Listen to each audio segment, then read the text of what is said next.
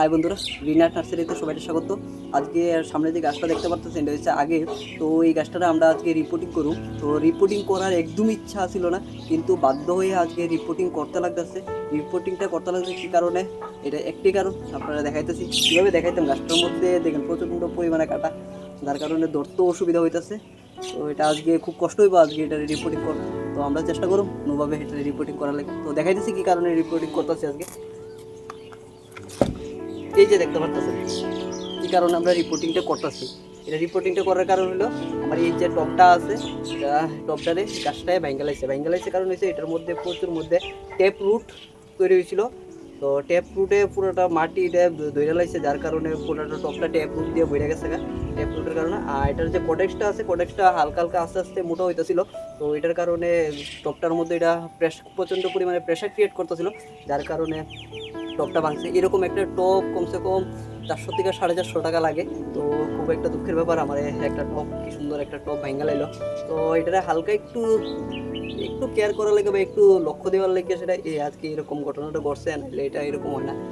এই গাছটারে আমি 1-1.5 বছর আগে আমি এখানে গেছিলাম। তো ওই জায়গার মধ্যে এই গাছটারে কী করছিল, ওইখানের যে গার্ডেনার আছিল ওই গার্ডেনারে তুললে সেটা ফালাই দিছিল। এটার মধ্যে ছোটো ছোটো এতটুকু ছোটো ছোটো চারা 2টা হইব, তো চারা 2টা ফালাই দিছে কারণ হচ্ছে এটার মধ্যে ফাঙ্গাসে অ্যাটাক করছিল, যার কারণে তাই না এটারে আর কোনোভাবেই তাই না গার্ডেনের মধ্যে টিকায় রাখতে পারতেছিল না বা কোনোভাবে এটাকে সার্ভাইভ করাইতে পারতেছিল না, যার কারণে এটা ফালাই দিছে। তারপর আমি ওই জায়গার মধ্যে যাই এসে দেখি ফালাই দিছে, ওইটারে ওইখান থেকে তুইলা আনি এবং ফাঙ্গাসে পুরোপুরি সুন্দরভাবে পরিষ্কার করে সেটা আমি আমার গার্ডেনের মধ্যে লাগাই এবং প্রতিনিয়ত এটার কেয়ার করার ফলে আজকে গাছটা দেখতে পাচ্ছেন এতটুকু গাছের থেকে আজ কতটুকু বড় গাছ তৈরি হয়েছে।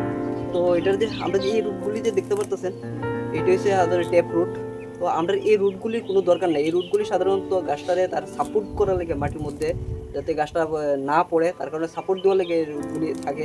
আর আমরা শুধু দরকার হয়েছে এই রুটগুলি, এই যে সাদা রুটগুলি, যে কোনো গাছে এই সাদা রুটগুলি হচ্ছে মেন। যে এই সাদা রুটগুলি যত পরিমাণে থাকবো গাছটা তত পরিমাণে গ্রো করব এবং খুব সুন্দর ফুল ফল দিব। তো এখানে একটা গাছ না, এখানে 2টা গাছ। আমি এটা কাটার লেগে ভালো করে আমি দেখাইতে পারতেছি না। তো এই দেখেন, এখানে একটা গাছ না, এখানে 2টা গাছ, এদিকে আরেকটা গাছ, এদিকে একটা গাছ। তো এই দুটো গাছরে আমরা আলাদা আলাদা করুম আজকে, আর এই পটটা থেকে চেঞ্জ করে সেটা অন্য একটা পটের মধ্যে আমরা বসাইব। তো কীভাবে করতে থাকি দেখতে থাকেন। তো প্রথমেই গাছটারে যদি আমরা এই জায়গার মধ্যে থেকে উঠাইতে চাই, তাহলে আমরা প্রথমে এটাকে কিছু পরিষ্কার করতে লাগবো। মানে যে পরিমাণে ডালপালা আছে এটারে এইভাবে একবারে উঠানির বাড়ির থেকে সম্ভব না। তো আমরা কিছু নিচের থেকে ডালপালা কিছু কাটতে দেবো, যে পাতাগুলি আছে কিছু পাতা কাটতে আমরা পরিষ্কার করে দেবো।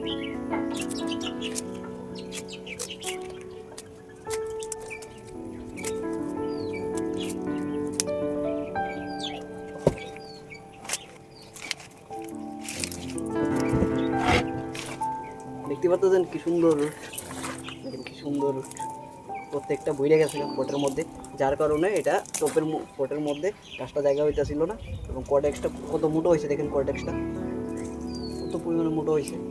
প্লাস বেবি প্লান্ট আছে কিছু। এই গাছটা আমি লাগানোর পরে গাছটার দিকে মানুষ যাই দেখছে, 1-2টা করে সেটা সবাই চারা নিছে। যদি আপনারাও কারো চারা লাগিয়ে নিতে পারবেন। এখন এটা দিয়ে কাটতে সেটা এটা 2টারে গাছটা আলাদা করুন। একটা গাছের এটি এখন কর্ডেক্সটা কি মোটো হয়েছে। তার আগে আমরা শিকড় কিছু কাটতে ফেলাই দিতেছি, আবার নতুন করে এটা থেকে শিকড় বাড়িব। মাটি নাই, শুধু শিকড়ই শিকড়। পুরোটা কেটে সেটা ফেলাই দিচ্ছি, জাস্ট মাটি এতটুকু শুধু মাটি রাখছি। কারণ দেখেন গাছটা কি সুন্দর হয়েছে। তো আমরা এই গাছটা লাগানি লেগে আজকে এই পটটা ইউজ করবো। এই পটটার মধ্যে আমরা প্রথমে কিছু যে কংক্রিট আছে, কংক্রিট আমরা এটার মধ্যে দিয়ে দেবো, যাতে ড্রেনেজটা ভালো করে হয়, জলটা যাতে ভালো করে ড্রেনেজ হয়। তার লাগে আমরা কিছুটার মধ্যে কংক্রিট দিয়ে দিলাম। মাটি আগে থেকে বানিয়ে রাখছি, তো এই মাটি দিয়ে সেটা মাটির মধ্যে আমরা লাগাই দেবো। তো প্রথম কিছু মাটি দিয়ে দিই,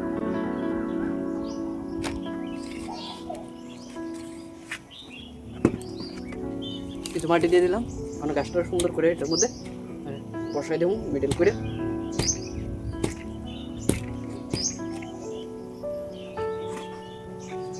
বাস একটু চারিদিকে মাটি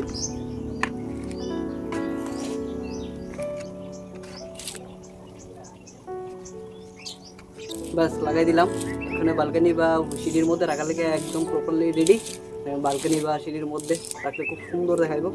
তো আগে কীরকম আসলো গাছটা তো এখন কীরকম হয়েছে, এখন জাস্ট আমরা এটার মধ্যে জল দিব, হিউমিক অ্যাসিড বা ফাঙ্গিসাইড ইউজ করার কোনো দরকার নাই।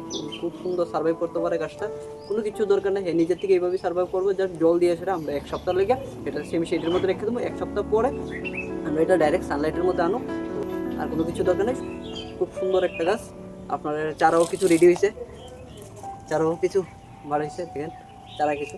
আর এই গাছটা যেটা আছে এই গাছটাও আমি লাগাবো, ভিডিওটা বড় হয়ে যাবো গা, তার কারণে আমি গাছটা একবারে লাগাইতেছি না, আমি এটা পরে লাগাই দেবো আরেকটা পটের মধ্যে। তো এইটার থেকেও প্রচুর পরিমাণে চারা বাইরিব। আপনারা যারা যারা চারা লাগে আপনারা ইচ্ছা করলে আমার থেকে কন্ট্যাক্ট করে সেটা চারা নিতে পারেন, প্লাস অন্য ধরনের চারা যদি লাগে আপনারা নিতে পারেন। আজকে ভিডিওটা এখানে শেষ করতে চাই, দেখবেন নেক্সট আরেকটা ভিডিও।